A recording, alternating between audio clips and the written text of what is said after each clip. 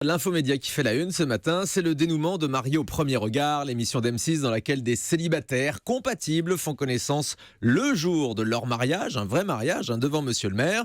Hier soir, on suivait la fin de cette expérience inédite en télévision. Jérôme Ivanichenko, bonjour. Bonjour Thomas. On a donc assisté à une issue particulièrement inattendue pour l'une des participantes de l'émission. Oui, elle s'appelle Tiffany, elle a 25 ans. Depuis le tout premier épisode diffusé début novembre, on suit le parcours amoureux de cette auxiliaire de puéricultrice, originaire de Châtillon en banlieue parisienne. C'est la première à avoir passé ce cap du mariage, c'est la première à être allée au bout de l'expérience en acceptant d'épouser à l'aveugle Thomas, son mari compatible donc, selon les critères scientifiques de l'émission.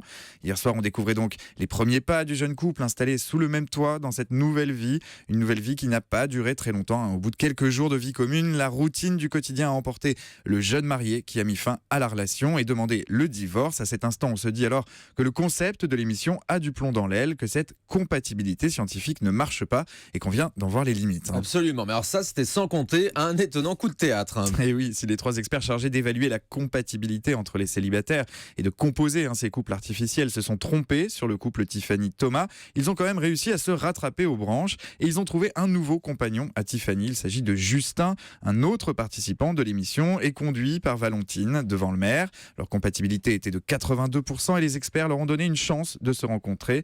Bonne pioche, puisqu'on le découvrait hier soir. Ils se sont découverts beaucoup de points communs à tel point que Justin a même d'ores et déjà demandé Tiffany en mariage. Aujourd'hui, on nous assure que leur histoire d'amour fonctionne à plein.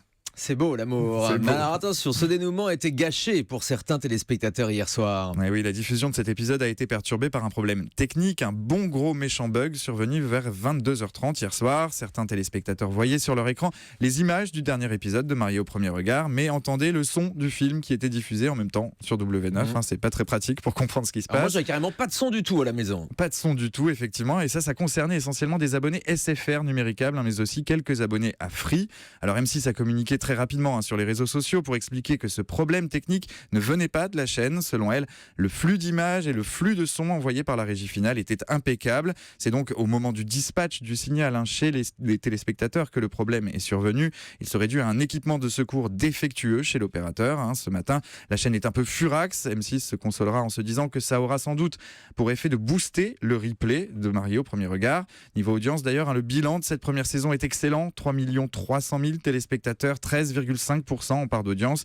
Des audiences très flatteuses aussi sur les cibles commerciales, la fameuse responsable des achats, quasiment 25% de moyenne. M6 peut se réjouir d'avoir trouvé le bon filon et ce matin, on ne voit pas de raison valable pour qu'il n'y ait pas une saison 2. Merci pour ces explications techniques, Jérôme Ivanichenko. Vous feriez un très bon réparateur. On va penser à ça. En tout cas, c'était assez cocasse de voir hier soir le son du film de W9 avec Stallone sur les images de Mariés au premier regard. Beaucoup de téléspectateurs s'en sont amusés sur les réseaux sociaux, vous l'avez bien compris, le problème ne venait pas d'M6 mais bien des opérateurs et M6 précise que l'émission est à retrouver dès aujourd'hui sur l'application 6play. Merci Jérôme, on se retrouve dans un instant avec tous les moments forts de la télé de ces 24 dernières heures. À tout de suite.